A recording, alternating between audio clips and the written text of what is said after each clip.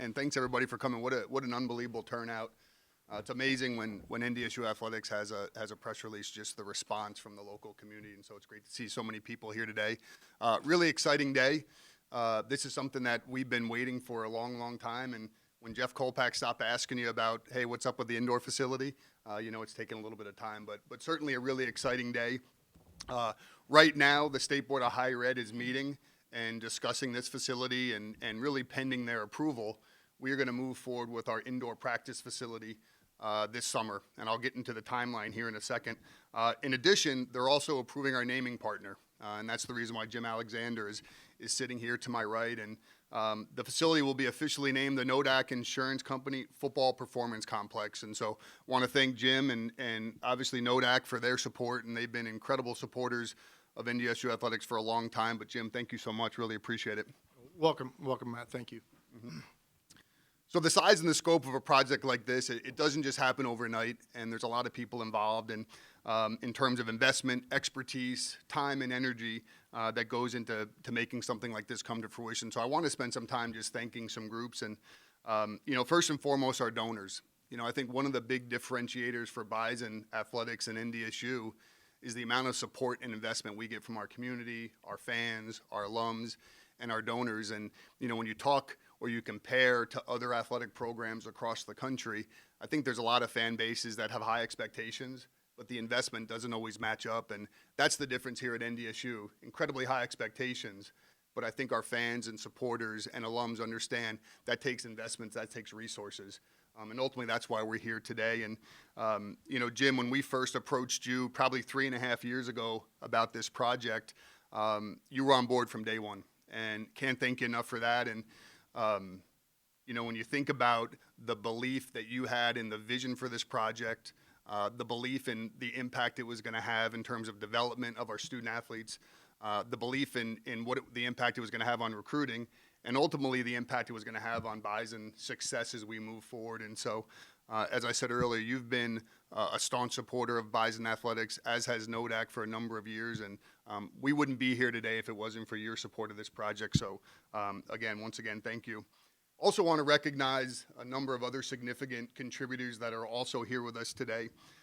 Gate City Bank, they're going to be our finance partner for this project and came in with an unbelievable rate that's going to allow us to really maximize the impact of this project as we move forward. And Gate City Bank's another one who have been great, staunch supporters of Bison Athletics for a number of years and in so many ways. And Kevin Hansen and Steve Swantek are here today. I just want to thank you so much for your support and your belief in this project as we move forward. Shields. One of the great things about Shields is when you look at all the communities that they're a part of across the country, they always believe in giving back to their communities. And, certainly FARGO, their headquarters, is no different. They've been incredible supporters of Bison Athletics for a number of years, and in so many ways. And here's just another way in their belief in what our program is and where our program can go. And so Marcus Thornton and Sherry Schmidt, thank you so much on being here on Shields' behalf, and want to thank you so much for your participation in this project. Teammakers. Teammakers is really the lifeblood of what we do and allows us to do what we do on an annual basis. And, for the longest time, they supported scholarships. And as that organization has grown, they support operations. They've supported capital projects. And this is another project that they've been able to support from a financial aspect. And so not here today, Craig Santrum, our president, but here with us, Eric Dodge, our vice president, Chris Haugrud, our past president. Can't thank you guys enough for your belief in Bison Athletics and this project in particular and the financial support. So thank you guys.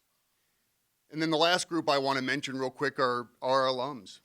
We had a number of alums who stepped up to support this project. And, one of the great things about NDSU as you meet alums is the unbelievable passion and pride that they have for their institution. And they show that by coming back, and they show it by giving back. And so I want to just outline a couple of those folks who have stepped up for this project. First are Bob and Bruce Yagi.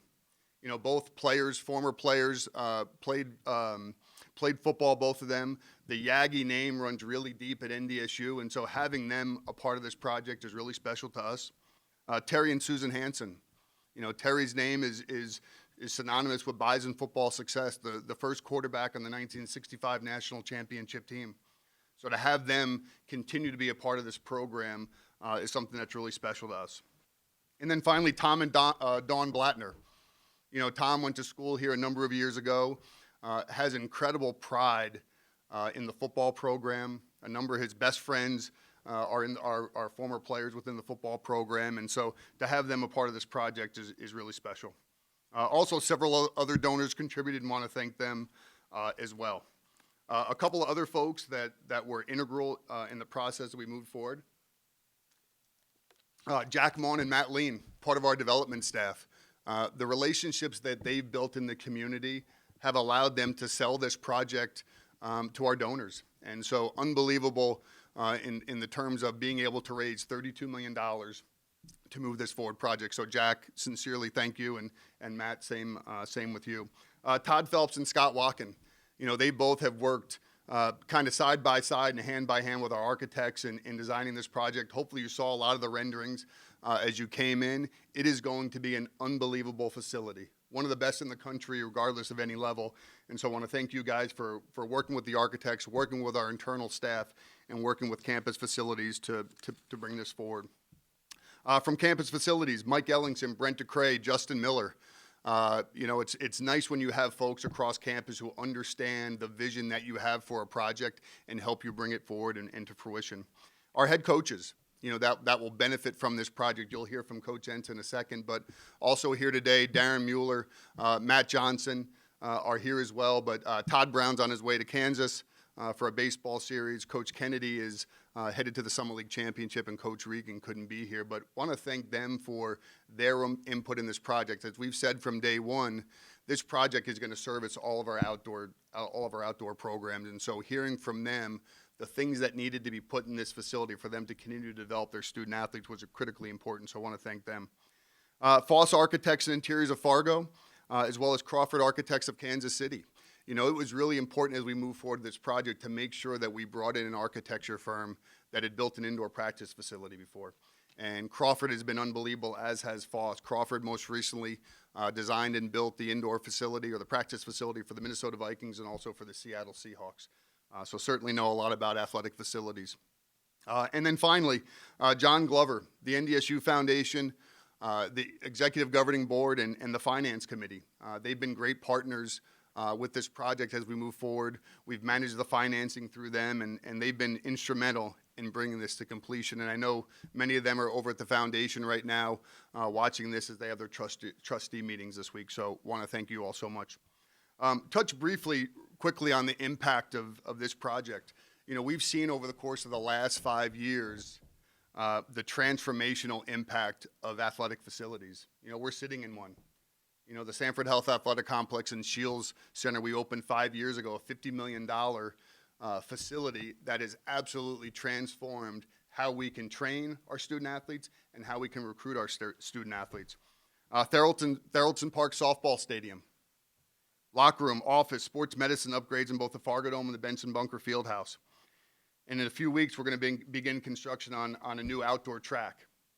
And so surely the Nodak Insurance Company football performance complex will have a similar impact. But you all have heard me talk about, in the climate that we live in, we need something permanent. The bubble has been a phenomenal facility for us, but it's time for us to move forward to the next generation of facilities to be able to train, develop, and recruit our student athletes in a first-class manner. So real quickly, just the scope of the project. Phase 1 will include a fully outdoor lighted field with scoreboard and play clocks. Indoor facility, 117,000 square foot indoor facility, full football field, scoreboard, play clock, sound system, full netting system for baseball, softball, soccer, and golf. Includes a 12,000 square foot weight room that will be shelled as part of phase 1 and will fully outfit as part of phase 2. A 4,700 square foot storage warehouse, and an additional 10,000 square foot operations building that will include restrooms, small locker room, and mechanical rooms. Timeline, we anticipate starting sometime this July, and anticipated schedule will be 13 to 15 months for completion. So at this time, I want to turn it over to Coach Entz on remarks of how this is going to impact the football program and the rest of our athletic programs. Appreciate it, Matt. What a great day. When you're able to finally put this facility in front of people. We've been talking about it for a long time. When I first arrived at NDSU as the defensive coordinator, the bubble was the talk. And the bubble's been outstanding, but the bubble has its issues as well. Todd Phelps, I apologize. Every time it snowed, I probably called you to see if it was still standing. But the bubble doesn't heat very well, does it, gentlemen? No, it stays cold. So this facility is going to be not just for football, but for the entire athletic department, such a boost to year-long development, the recruiting piece, which you guys know is such a critical component to all of our programs. We all look better when we have better players on our roster. But to go through the process, to have Matt allow me to tag along, get to meet a lot of people, be there for some of these conversations, has been unbelievable. To the last 13 months to go through a pandemic, and then all of a sudden now we're stating at the end of it or during the middle of it, however you want to look at it, that we're going to build a $37+ million facility. In our program, in the football program, we often use the word different. We're different than a lot of other places. Well, I think you can say NDSU's different than a lot of the other peer institutions or other institutions out there. And this support, this building is a great example of how we are. Thanks, Matt. And, Jim, want to give you a chance to give some remarks as well. And, as I said earlier, we wouldn't be sitting here if it wasn't for you and Nodak. And like I said, you completely bought in and understood the impact of this facility from day one. And so appreciate your support again. Thank you. I'll once again piggyback on what Matt had to say. Appreciate everybody being here, the media, players, coaching staff, and I got some staff here from Nodak Insurance Company as well. A couple of prepared remarks, and then I'll turn it back over to Matt. So Nodak Insurance Company is proud to be one of the donors that are making the indoor performance complex a reality. The opportunity to place our organization's name on what will be one of the premier football practice facilities in the country for what we consider to be the premier football program in the FCS is rare, and one we're excited to be part of. Knowing that the successful tradition of the NDSU football program started many years ago, and that the Nodak Insurance Company Indoor Performance Complex will be part of the continued success far into the future, is consistent with our organization's own 75-year tradition. I want to express my gratitude to the Nodak Board of Directors, President Rashani, Matt Larson, and his staff, the staff at the NDSU Foundation for their hard work and cooperation to make all this possible. Finally, I want to wish Coach Inns and the Bison football team good luck this weekend as they travel down to Texas to take on Sam Houston State. Go Bison. Awesome. Thanks, Jim, so much. And we'll open it up to any questions. Coach Inns, you brought up the recruiting aspect, so I'll just go ahead and jump on that. With the current scene of college football and the transfer rules changing and all of those different things, how truly valuable can you emphasize what a difference this will be able to make in that selling aspect, in promising guys the best of the best, not only on the field and in results, but also in their preparation and their facilities? Well, I think it's, to an 18-year-old, facilities are always a huge piece of the recruiting process. And for us to have the success we've had over the course of the last 60 years, but the last 10 in particular, with the use of a bubble, a seasonal facility, I think having a permanent structure just brings credibility to the program. I know not having a permanent structure has been used against us. Other schools have indoor track buildings that have turf in between the track, and this is going to be exclusively football turfed facility, and I think it'll open people's eyes. And I think the support that we've generated here over the course of the last 3 years in doing this is going to open people's eyes too, that this is as mid-major a program as there is that's out there in college football. That you had the opportunity to put some input in some of these meetings, some of these ideas. What was that big emphasis for you? What was something, kind of that number one factor that you tried to emphasize was important for you guys? Well, just space and the ability, usable space. Trying to, because there's going to be multiple teams, multiple times that people are going to want to use it. Being able to go from inside to outside and vice versa is going to be extremely critical. Hopefully phase 2 with the addition of another weight room. I mean, right now we got track and field athletes that are lifting at 7 p.m. Well, if we're talking about athletes and the quality of life, well, having a second facility will allow maybe that athlete now can work out at 4 o'clock in the afternoon and not have to be in the shack as long maybe as what they're used to right now. So I think it's going to affect all of our programs in a positive manner. Larson, you mentioned kind of what the plan is. What are the target goals as far as the timeline is concerned? So I think for phase one, our goal is we're going to start sometime in the month of July, and a lot of that is going to depend on the steel delivery, when we can get steel here. And but our hope is if we start in July, in a perfect world, if we do it in 13 months, it's ready for the following preseason. You know, in terms of outdoor field and indoor complex. If it ends up going a little bit over in that 15 months, then at least we're in before the winter of 2022. So that's the goal. I know it was a number one topic when you took the job to now see the renderings and say, okay, shovel's going to be in the ground. How satisfying is that? Well, it's been a long road. I mean, it really has. And, you know, as I said, there's so many people that have been involved in this from day one, whether it's the design, the feasibility, and then certainly, obviously, the financial support. And so when you see it, I mean, the wow factor and kind of the best, you know, question before is obviously space functionality, but the wow factor is almost just as important. When you walk around the shack, there's wow factor to it. You know, when you walk around the building, you see the renderings, there's wow factor, and that resonates with 18 to 22-year-old kids. And so I'm really excited, but more so when you talk to the student athletes and you know, as Coach said, right now our current weight room is going from 6 a.m., probably 5 a.m. until 8 o'clock at night.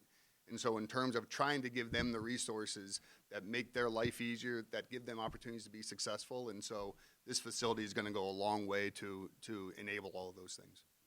Does that mean relocation for football practice, obviously for this coming fall, and with the track, where's football practicing for the fall? No, that's correct. Right now, I think we're with a combination of a couple areas. We'll use Dakota Field. We'll share that with soccer. But then also there is the grass field west of the outdoor track will not be impacted by the construction of the track. So we'll be able to utilize that as well as the FARGO Dome. So a combination of those three areas. Dom, you remember 2013 when we couldn't use Gate City? Same situation. How big is this? I mean, can you punt in it? Can you give us a scope of the size? 72 feet at its peak. You know, I hope we have punters that have problems punting in it. How about I put it that way? You know, I know right now, you know, Garrett, who's an all-conference punter, multiple-time all-conference punter, he can hit what's the current bubble? I know he bounces them off the bubble routinely. High 60s, I think. But I think this will provide year-round development for our specialists. There's going to be a drop-down field goal post in it as well. So again, that can be lifted or raised and eliminated from other teams or just being in the way. But I think from a kickoff standpoint, every special team will be able to be utilized in this, with it being 120 yards long. And the other thing, Jeff, too, there's greater clearance on the sidelines. Right now, the bubble kind of curves down, where this is going to be a much more gradual peak and then go down to the wall. So just a lot more clearance on the sidelines as well.